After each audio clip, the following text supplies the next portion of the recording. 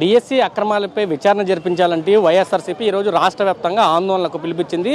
DSC మీద CBI enquiry చేయించాలంటూ కూడా demand చేస్తున్న పరిస్థితి. అయితే ఆ కార్యక్రమంలో డిఎస్సి అభ్యర్థులు కూడా పాల్గొంటున్నారు. తమకు జరిగిన అన్యాయం మీద ప్రశ్నిస్తున్న పరిస్థితి కనిపిస్తుంది. గతంలో ఏదైతే వాళ్ళకి అన్యాయం జరిగిందని చెప్పారో దాని మీద అధికారులు సైతం తప్పుడు సమాచారం ఇచ్చారంటూ కూడా అభ్యర్థులు చెబుతున్న పరిస్థితి కనిపిస్తుంది. మనతో పాటు డిఎస్సి అభ్యర్థులు ఉన్నారు, వాళ్ళతో కూడా మాట్లాడుతున్నాం. ఏం చెప్తారంటే, మీరు మాకు అన్యాయం జరిగిందని మీరు చెప్తున్నారు, కానీ అధికారులు మాత్రం మీరు రాంగ్ సమాచారం ఇచ్చారు, ప్రజలను తప్పుదారి పట్టిస్తున్నారని మీ మీద మాట్లాడుతున్న పరిస్థితి.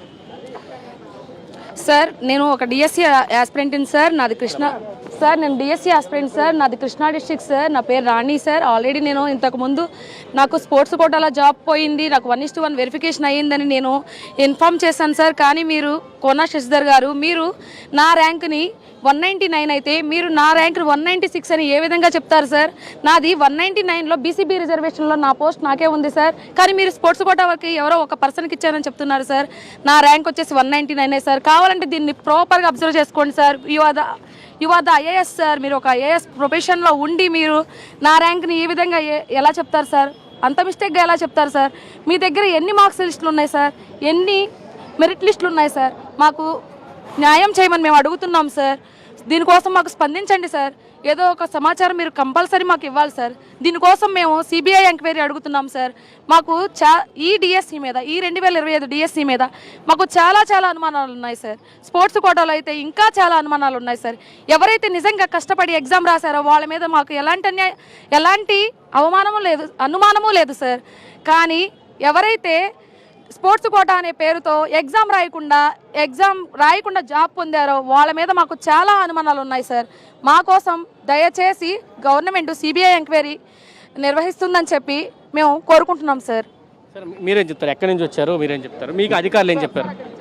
నాది కృష్ణా జిల్లా గంపలగూడెం మండలం గంగదేవపాడు గ్రామం సార్. నేను ఒక డిఎస్సి ఆస్పిరెంట్ని సార్. నాది బయాలజీ సార్. నాది 259th ర్యాంక్ సార్ నాది. సో ఈ స్పోర్ట్స్ కోటాలో నా కేటగిరీలో ఉన్న 7వ పోస్ట్ నాకు రావాలి సార్. కానీ హారిజంటల్ రిజర్వేషన్లో ఆ స్పోర్ట్స్ పర్సన్ ఒకరిని ఇంక్లూడ్ చేయడం వలన నా హారిజంటల్లో నా స్థానాన్ని కోల్పోవాల్సి వచ్చింది సార్. సో హారిజంటల్ తీస్తారని ముందు తెలియదా అధికారులకి? ఎందుకు మిమ్మల్ని ఇంటర్వ్యూకి పిలిచారు?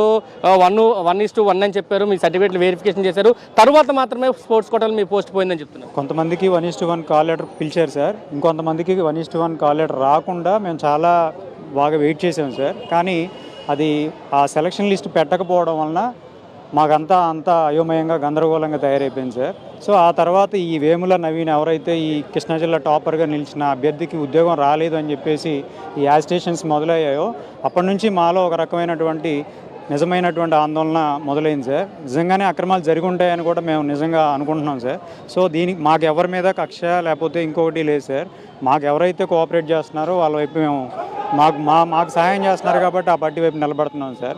మీకు కావాల్సినప్పుడు మీ వైపు కూడా మేము నిలబడి మీకు సహకరించాం సార్. సో దీనిపైన సమగ్రంగా విచారించి ఒక నిజమైన ఎంక్వైరీ లాంటిది వేసి మా అందరికీ కూడా న్యాయం చేయాలని కోరుకుంటున్నాను సార్. Thank you sir. ఇది చెప్తున్నారు. ఖచ్చితంగా దీనికి సంబంధించి డిఎస్సిలో అక్రమాలు జరిగాయి అనేది వాస్తవాలు బయటకు వచ్చాయి. రాణి కానీ ఇతర అభ్యర్థులు కానీ అదే అంశాన్ని చెప్తున్నారు. అధికారులు సైతం తప్పుడు సమాచారాన్ని ఇస్తున్నారు. ఖచ్చితంగా మాకు న్యాయం జరగాలి, డిఎస్సికి సంబంధించి సిబిఐ ఎంక్వైరీ అంటూ డిమాండ్ చేస్తున్నారు. వైఎస్ఆర్సీపీ చేస్తున్న పోరాటంలో కూడా మేము అందుకే పాల్గొంటున్నామంటూ కూడా చెప్తున్నారు. మాకు న్యాయం చేసే వరకు కూడా తమ ఆందోళన కొనసాగిస్తామంటూ డిఎస్సి అభ్యర్థులు అయితే తేల్చి చెప్తున్న పరిస్థితి కనిపిస్తుంది. కెమెరా పర్సన్ వంశీతో కలిసి సురేంద్ర, సాక్షి టీవీ, విజయవాడ నుంచి.